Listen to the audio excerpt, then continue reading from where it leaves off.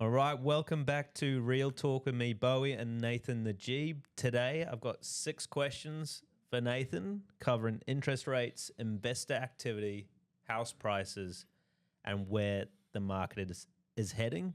This is a February update, and if you're listening on YouTube, you can also listen to this on Spotify, Apple Podcasts, and any other streaming services. How you going, Nathan? Good to be back. Yeah. Always nice to be back. Somebody was actually asking the other day. I posted one of these episodes on my social media page. And somebody asking, "Is this Bowie the legend?" I said, "That's him, man. That's him. That's Bowie." All right, nice. I'll take that. Either Bowie or Matt, right? I get so Right. confused at work because you started the Bowie. I used to get called Bo by my mates. Right, And then you started Bowie. right. And then like Leo will call me Bowie and then other people call me Matt. And it's like, yeah, I like it. I like Bowie. That's cool. I'm Well, pleased you like it. I try and do like that's my thing. I always have nickname for people, and sometimes I don't know. Some people don't appreciate being Yeah. called Mike if it's Michael, and I'm Yeah. like, sometimes you like trying to ask people, but in majority of the cases, I like to have nicknames for like Bowie or M or Yeah. That's good. I'll tell you if I don't like it anyway. so. Exactly. I'm sure you will. All right, let's get into the first question. The Reserve Bank just cut the official cash rate to 3.75%. I think it was 50 basis points. With most major banks now offering a 1-year fixed mortgage around 5.2 to 5.3, how do you think this will impact the buyers in the next few months?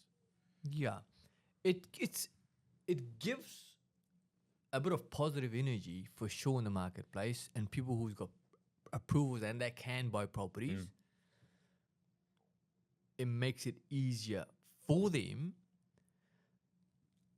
It's also great for people who own houses, because I just fixed on 24th. My mortgage was was due. Yeah. So I fixed that from 6.45, I think it was, to 5.75. I've just been doing it for 6 months because I feel like the interest rate is going to keep coming down. Yeah. It might stop around 5, maybe 4.5, 5. But so for the people that own houses, it's great for them. But then people are, like I said, it's the recession at the moment. People are still struggling. So we've seen this analogy that when people get hit by hard, tough economy, it takes time for them to recover. And recovery could be 12 to 18 months. And in the meantime, when you have houses selling in the area, in a crowded market like we're having now, obviously they've got to drop their prices Yeah. to be able to get those houses sold, meaning the price is going to keep coming back until it start recovering. So for 12 to 18 months, the market is still going to be like it is, potentially lower than what we have it. Yeah. And then it will start recovering, and recovering is only 2 to 4%. I know some banks are saying the market is going to take off like they did last year And the year before. Yeah. and the year before, and they've been saying that because they want to scare people to buy now, otherwise the market is going to go up. Don't buy into those tactics that they use. Look around, find yourself a good home, do some good investments out there. And coming back to the question that you had for investors, and what's happening with first home with people home. Just in general, like buyer confidence, like what are you seeing? Yeah, it's a little bit more confidence. Yeah. But the buyers have got so much option. So the confidence may be up, but the option is even higher. There's so many properties on the market. It's always like, anything in the economy is demand and supply, right? So while there might be a little bit more confidence, the buyers haven't increased all of a sudden with 0.5 drop in the OCR or the interest rate getting slightly lower. It's just that there's a little bit more confidence. People are like feeling a little bit better, and then obviously the media is talking the market up. So they don't talk about a recession. Maybe they're talking about, if the bank's economists they speak, they don't speak about recession. They talk about bring the positive, which is what the OCR keep on dropping, the interest Yeah. rate keep on dropping. So on the ground, what I see is the market has still got a lot of recovery to do, Mm-hmm. and then we've seen this before for a long time that after recovery, after it takes time for things to stabilize and then recovery, Mm-hmm. and then the market would slowly go up to a healthy growth is between 2 to 4%. And to be frank, the market hasn't come back enough for the affordability to be 3 to 4 times household income. Yeah. It's still not there. Last time we checked, and this is on our website under NZ house price articles, you can go check that out. We have all the stats on the 5 variables you follow. So go have a look at that. But I believe we were still at about 6.7 times household income. That is not Yeah. that is not healthy. So That was in December, and I doubt it's come down much. under So, the yeah. finance minister said the goal would be to get it 3 to 5 times household income. Yeah. It needs to be, in my opinion, three to four times household income to be at an affordable level. Yeah. It's either the salaries have to increase, and when the unemployment rate is going high, the salaries ain't gonna increase, No. or the price need to come back. Yeah. And the price need to come back. For solution for that would be, like, obviously this recession is gonna keep on bringing prices back. My suggestion to the government is, like, you need to cut the cost of building properties, all these council fees and all these bureaucracy charges that they have. Yeah. Because if the developers or the builders are building or people are building their houses for cheaper, then it costs them cheaper. They'll be able to sell it cheap. Yeah. That's the only way to bring the property prices back. It's not just making it harder for people to buy. Yeah. And they're always, the government of the Reserve Bank, they're always too late to increase the interest rate, like what happened in 2021, 2022. It's all their fault. Yeah. Monetary, the printout of the money, and then lowering the interest rate. Yeah. And they start increasing it, like, well, the market went through a roof, Yeah. and it was too late, 6 months too late. And again, over the other end, when the market is hard, they, rather than increasing the interest, lowering the interest rate and the OCR, they always a bit too late, Why are they so late to the party? because they're not on the ground. It's Yeah. like they hear it. You know the numbers that Property Guru or REINZ that print out. Yeah. It's not today's number. The numbers come out 6 months later. Yeah. Or 3 months later, the best. Yeah. By 3 months, the market is either you've pushed the accelerator too hard or braked. You did a brake too fast, and now Yeah. Okay. I was just looking at the stats here. Income to house price ratio. So house price, the best. So 2012, 4.7. That was house prices 4.7 times the income there. okay. So that's a good affordable level. Even then, it needs to be, in my opinion, around 4. Yeah. But since 2007, we haven't seen 4. The lowest we've seen is 4.7. 2024 was 6.7. And 2021 was 7.8. So there you go. Right. And if 7.8, you've got the interest rate. So that means that if you're earning 100,000, your price for the property that you pay is 780,000. Correct. But then at 2%, Yeah. that 780,000 is affordable. At 5, 6, 7%, it's like, man, I cannot do this anymore. No way. Yeah. Yeah. So that's why the affordability needs to be at 3 to 4%, and that needs to be monitored by somebody who has got their eyes more on the whole, or fingers on the pulse. Yeah, like you said, the people who are actually in it every day, which they don't have, to be honest. I was just looking at some stats. So a 2-year fixed mortgage in November 2023, the average was $3,678. In Feb 2025, $3,065. So you're saving around $600 per month on your mortgage. Right. Okay. So that's good for people who own houses. Yeah. And then also the restrictions are still there. The restriction is still like, you got to have, for investment properties, you got to just double check, fact check this, but I think it's 20% deposit for investment properties, and for homes, I don't think you can buy anything at 10. You got to have a 10% deposit plus. Yeah. So all those restrictions plus that, how many times that loan to income ratio, Mm-hmm. the investor can borrow 6 times their income, and this home, or the other way around, home occupier can borrow 7 times their income. So all those restrictions need to be lifted Yeah. for the market to come back. So at the moment, it's better for people who own houses, because it's getting better at least. I mean, it's not much, though, is it really? $600 a month, that's just... You're not going to be saving up for a new house or investment property with that, are you? The No. average everyday Kiwi. Especially if you're like underwater, like there's a bunch of people that bought houses in 2021 in the peak, Yeah. and now they paid 1.1 for the property. Now it's worth 900,000. Mm-hmm. So they lost all their deposit, and Yeah. they can't sell the property now because they're going to lose their deposit and more. Exactly.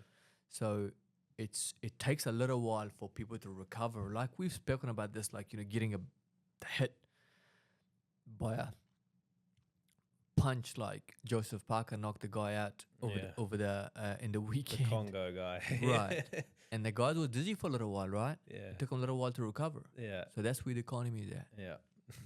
That's a good point. Yeah. Just quickly on refixing your mortgage, because I'm doing this next month, Mm-hmm. and I'm sure some other people on listening today are. What would you advise? I know you're not a mortgage broker, Mm-hmm.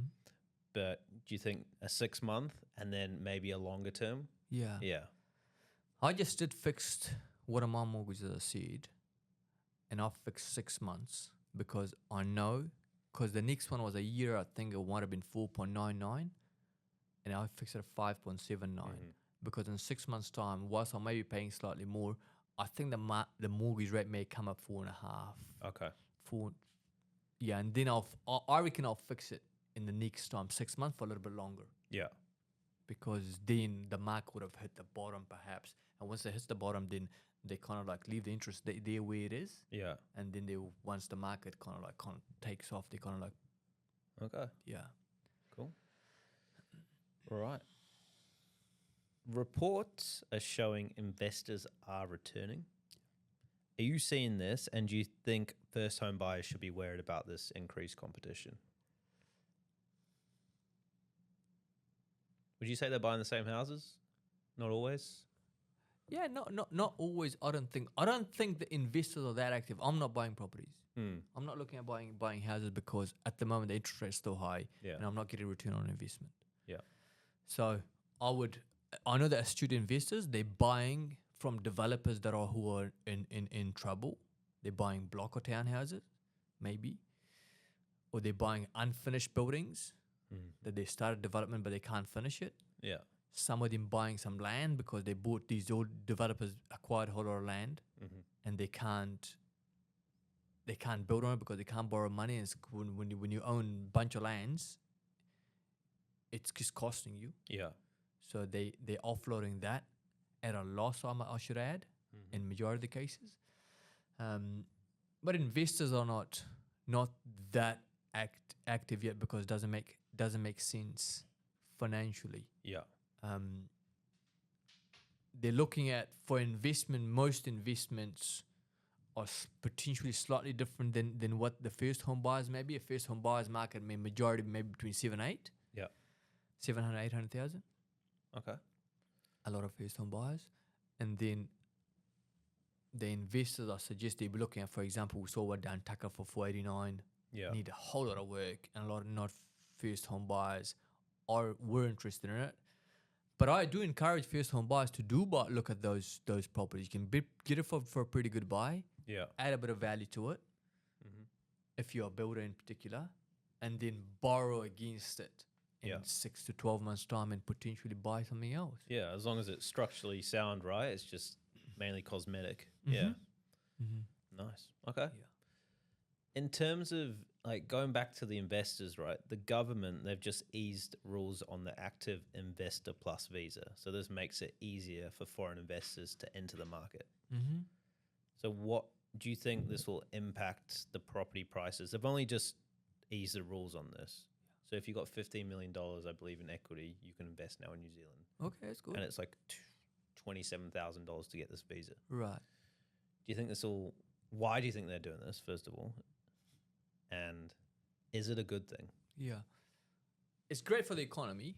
Like I'll be encouraging everybody to invest in New Zealand because good, like money, if you bring your money in here Yeah. and investing in here, or if I'm bringing immigrants in here, like good, hardworking immigrants, then they're paying tax here, they investing in here. That's good for the economy. So I'm certainly encourage that. It's great Yeah. for the economy, but also when they're making it easy like this, they're doing everything they can to get the economy ticking back again, right? Which any good government should. Yeah. So because its market is pretty tough, they trying to encourage anybody and everybody to come in here and buy houses. But like encouraging people from overseas, like how many people would come and buy here in New Zealand from overseas? Okay, let's just assume 5,000. Yeah. And 5,000, you scatter them all around New Zealand. How much that's going to be increase the demand? Yeah. There's so much supply still. So they're trying to make the best way they can to encourage for people to buy here.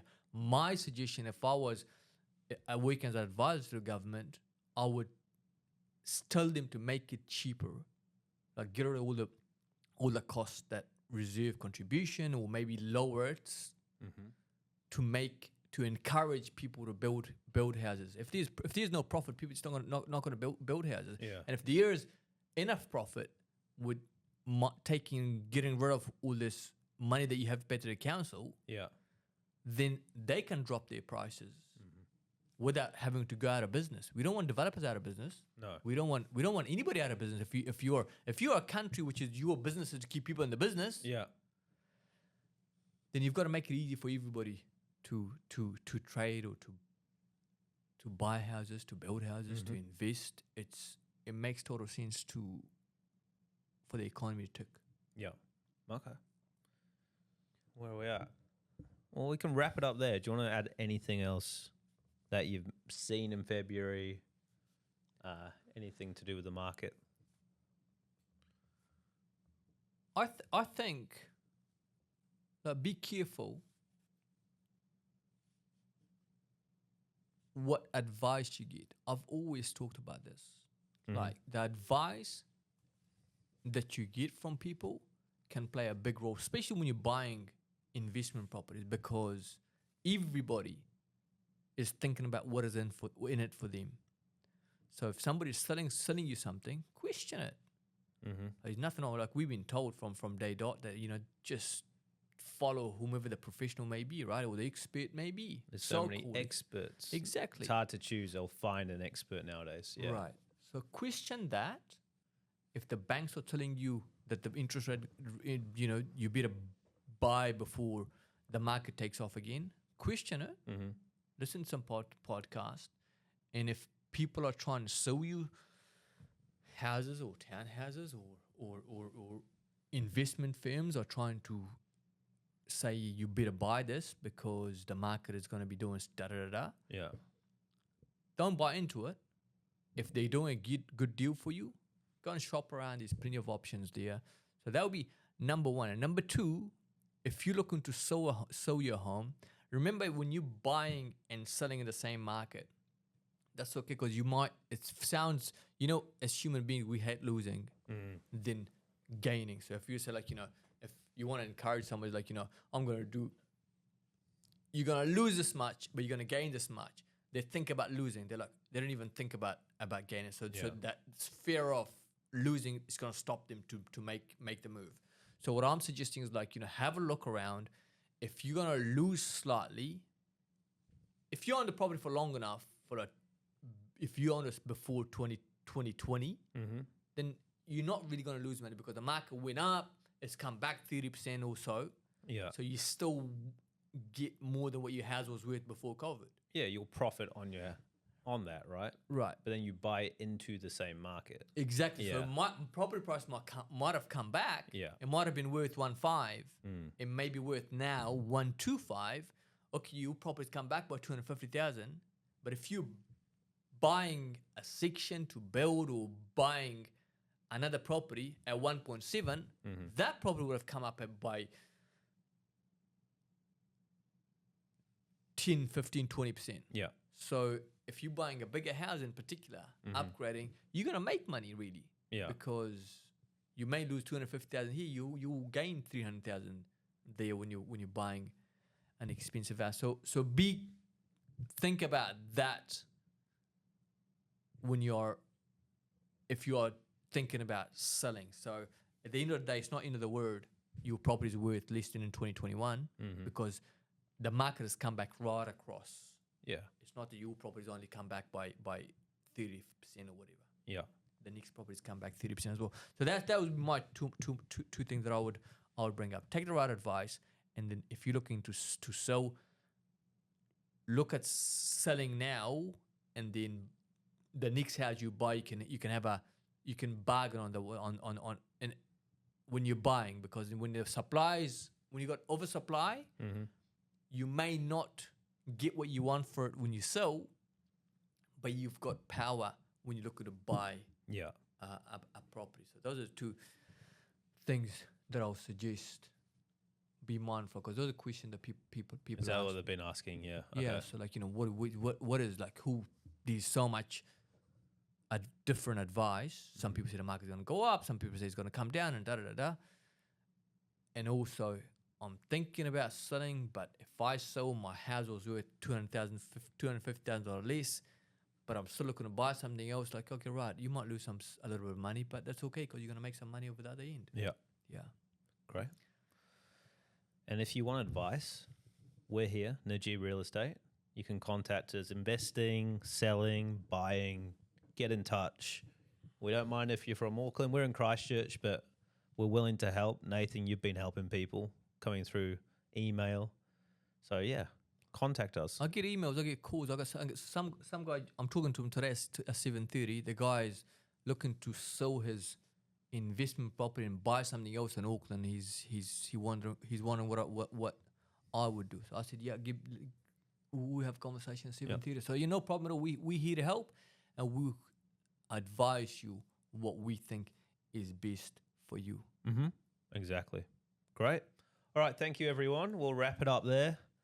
Please subscribe if you enjoyed it. If you want more topics for next month's podcast, just leave a comment or email us, and we'll be happy to answer those questions. And yeah, thank you, Nathan.